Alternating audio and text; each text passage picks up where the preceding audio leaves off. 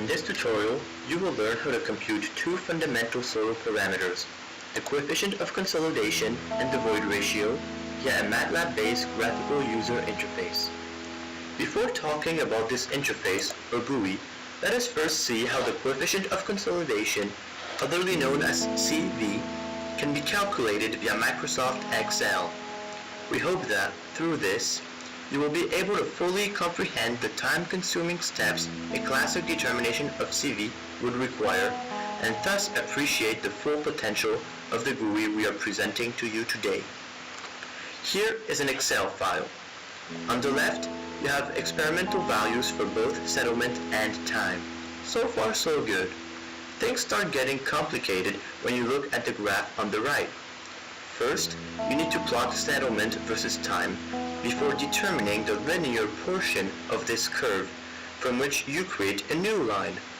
The intersection of this new linear function with the y-axis gives the 0% consolidation, which is then used as the starting point for a new curve whose axis will be 1.15 times greater than the previous linear function. The intersection of this new line with the settlement versus time curve gives the 90% consolidation, whose x value is then used into the formula, which gives CV. Oh, not to mention the fact that all this is an iterative process. Lost? Most probably, and we simply can't blame you. But what if we told you our GUI could do all this in a matter of seconds? So come on, let's see how it works. Here is the main MATLAB menu. First, you have to make sure that your current folder, which you can see on the left, contains the GUI, its code, and an Excel file containing your laboratory settlement values. The Excel file will be directly linked to the GUI, saving you time as you don't have to input all of your settlement values in it, and also making it more easy to use. Don't worry about time intervals in your Excel. These have already been included in the code and have been based on conventional intermissions. Let's now look at the GUI itself.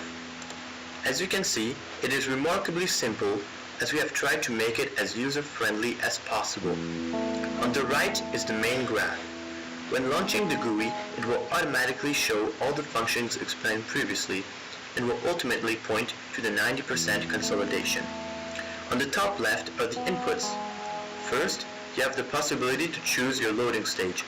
Loading stage 1 represents a load of the soil sample going from 0 to 2 kilograms.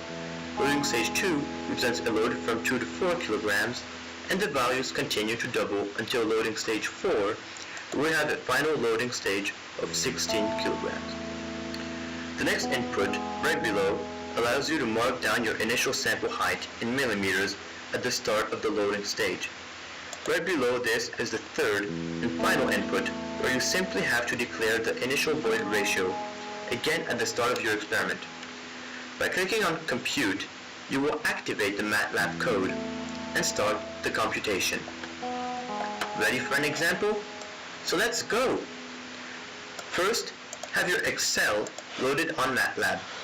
Remember to have 17 settlement values, as this is the British standard. Then, on the GUI, choose the loading stage you want. For this example, we will use loading stage 1. Then, we must input the height of the sample. On our Excel spreadsheet, the initial height is 9.106 millimeters. So let's use this value here. Again, referring to our spreadsheet, the initial void ratio is 1.195. We therefore input this value in the third box. We then press Compute and let the computer do the work. Since obtaining CV is a long and iterative process, you will just need to wait about 20 seconds before the final results appear. Once they do, you will see the obtained values for CV and E in the two output boxes on the bottom left, and a visual interpretation of the determination of CV on the main graph. So here we have it. We obtained the desired values, with CV being equal to about 0.079 and E being equal to about 1.14. On the right, you can clearly see the corresponding settlement 0% consolidation, and 90% consolidation curves, as well as the 90% consolidation interception point. By looking at the final values obtained via Excel, we can see that values for CV and E were of 0.066 and 1.14 respectively, which is strongly similar to what we have found on Matlab. Not only does this prove that the code works, it also shows that Matlab produces an alternate and faster way to finding CV and E than Excel. We hope you have enjoyed this tutorial, and as always, have a nice day.